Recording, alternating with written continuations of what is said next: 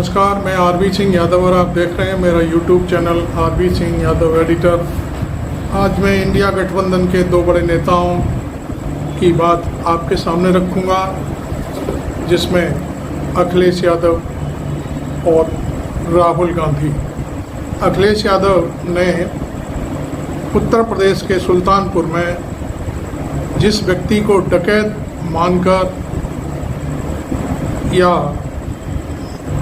मान लीजिए डकैत ही है वो और उसका इनकाउंटर फेक तरीके से किया है, उसका वीडियो एक उसकी जो डकैत था मंगेश यादव, उसकी बहन का वीडियो एक्स पर ट्वीट किया है और बाकायदे सुप्रीम कोर्ट ऑफ इंडिया के माननीय चीफ जस्टिस से उन्होंने गुहार लगाई है कि इस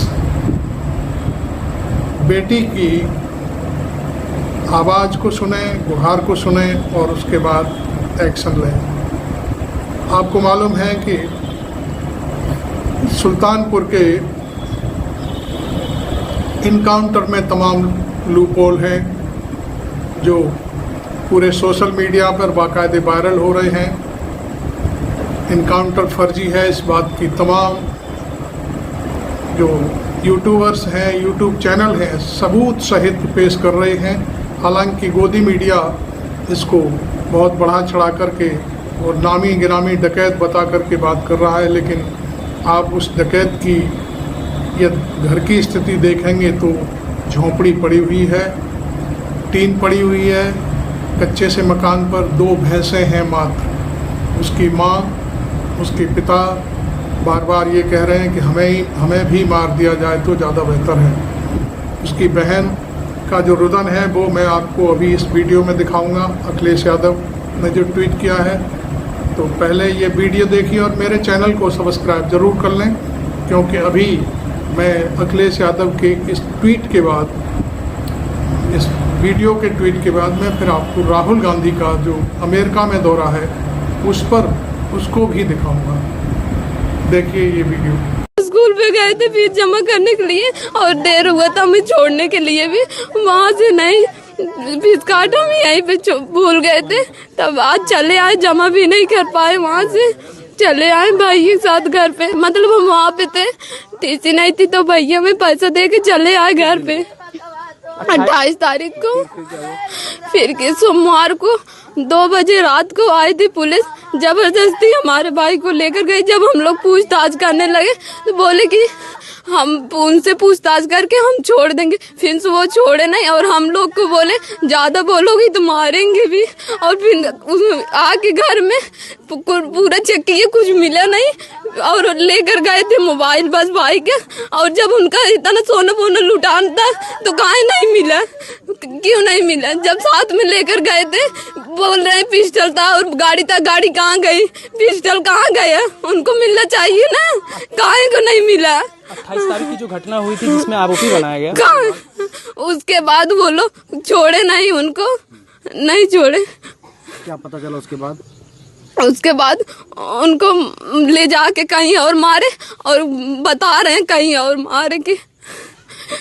क्या लगता है कि ऐसा भाई कर सकता था? नहीं, हमारा भाई ऐसा नहीं था, ऐसा नहीं किया था। वो कहाँ से करेगा जब वो पहले से ही हमें बता रहा था, हमारा नाम वो लोग लिखवाए हैं, नहीं किया था।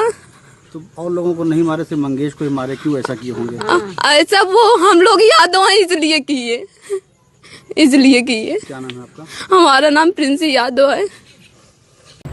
आपने देखा किस वीडियो में वो बच्ची किस तरह से फूट फूट करके रो रही है।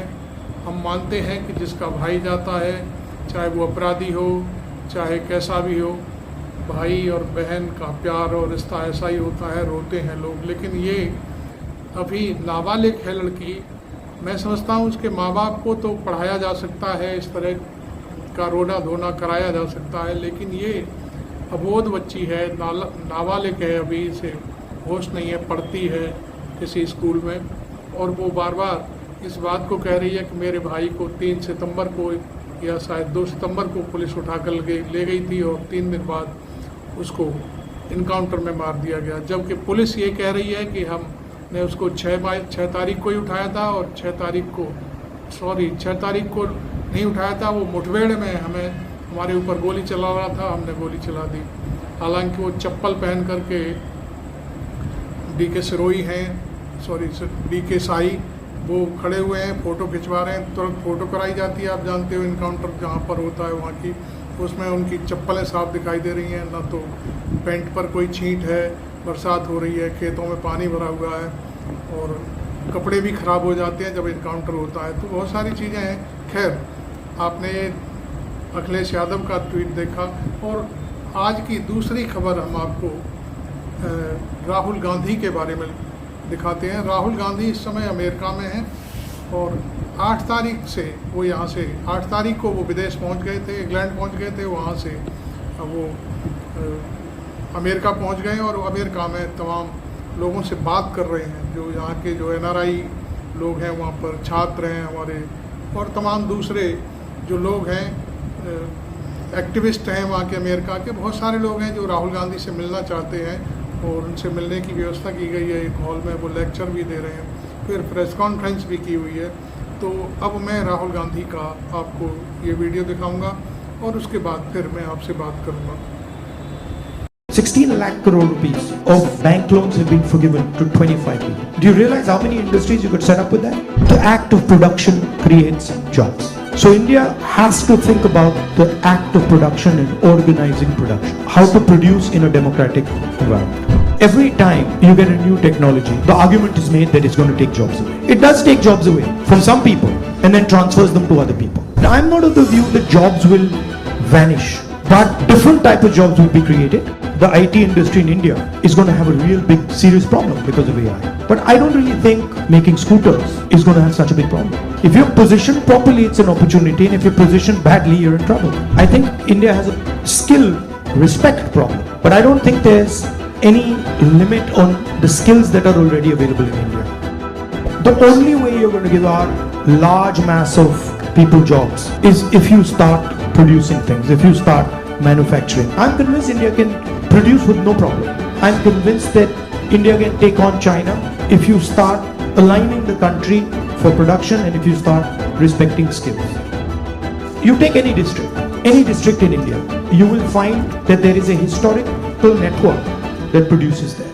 Open the banks to them, infuse technology, support them, and I guarantee you they will take on China.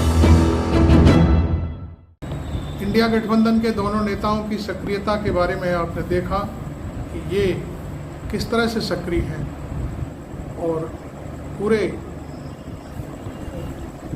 बाकायदे एक जिम्मेदारी के साथ सारी बातें कर रहे हैं। वो कोई ऐसा फेक और इस तरह की कोई बात नहीं है। और इस तरफ जो सरकार है वो अपने दूसरे कामों में व्यस्त है। मैं आपको ये वीडियो मैंने राहुल गांधी का दिखाया आपको। इसके बाद मैं थोड़ा सा आपको मणिपुर ले चलता हूँ।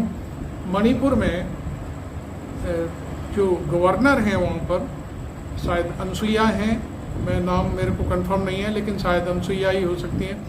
उनके घर पर पथराव हुआ है ज़बरदस्त, और मैं समझता हूँ कि इस बात को 1.5 साल होने जा रहा है, क्योंकि मई के महीने में 2023 में घटना घटी थी।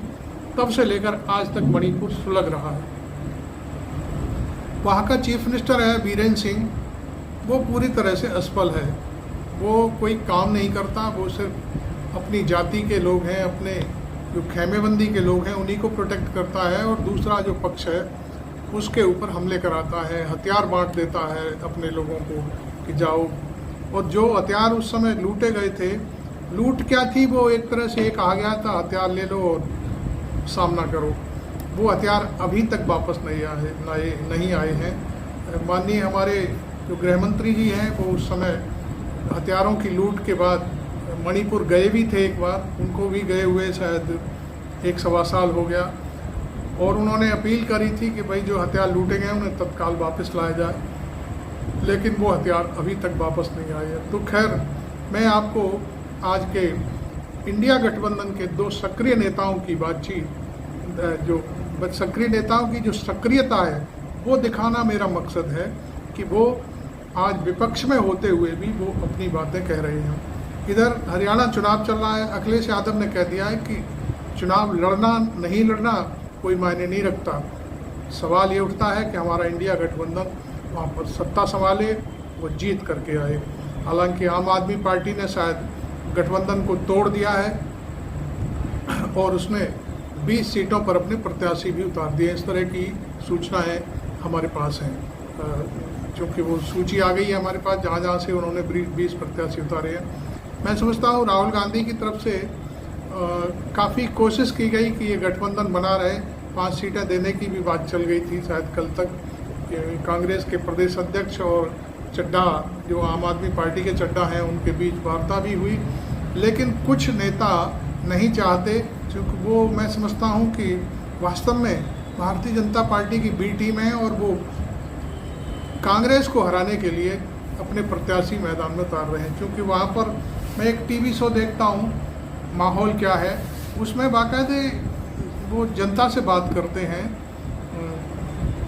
राजीव रंजन है शायद उनका नाम, और वो मैं समझता हूँ काटपीट भी अपने वीडियो में बहुत ही कम करते होंगे, क्योंकि कोई अश्लील शब्द और कोई दूसरे भड़काऊ शब्दों को हटाते होंगे। लेकिन वाकई में वो जब वहाँ की स्थिति दिखाते हैं तो वो हकीकत बयां करते हैं। हर व्यक्ति के मुंह से ये बात निकल रही है कि कांग्रेस की लहर है, कांग्रेस सत्ता में आ रही है। और बाकी खैर वो आप उस न्यूज़ चैनल को देखते भी होंगे, हम भी देखते हैं, क्योंकि वो एक इंटरेस्टिंग शो है। और मैं कोशिश करूँगा कि इन आज की जो खबरें हैं उनमें सारी पूरे देश की और विदेश की सारी खबरें आ जाए। अमेरिका में राहुल गांधी और पाकिस्तान में जो कल फायरिंग हुई थी, पीटीआई के अध्यक्ष हैं जो इमरान खान भूतपूर्व प्रधानमंत्री हैं, उनकी रैली हो रही थी रावलपिंडी से कुछ दूरी पर, तो उसको रोकने के लिए हालांकि रैली रुक नहीं पाई थी, लाखों की तादाद में लोग पहुंचे थे। और वहां से जब वो लोग जाने लगे तो उस पर पाकिस्तानी पुलिस ने बाकायदे फायरिंग की। अब उसमें अभी तक ये निकल के नहीं आया है कि कितने लोग मरे और कितने घायल हुए। घायलों की संख्या काफ़ी बताई जा रही है, शायद कुछ लोग मरे भी हैं, लेकिन अभी क्लियर खुल कर के सामने नहीं आया है कि क्या पोजीशन है। तो आपको ये मेरा वीडियो कैसा लगा ज़रूर बताएं, और हम इसी तरह की छोटी छोटी खबरें अब आपको यहाँ दिया करेंगे। आप रोज़ाना शाम को मेरा ये वीडियो देख सकते हैं। Thank you very much. मैं आरबी सिंह यादव।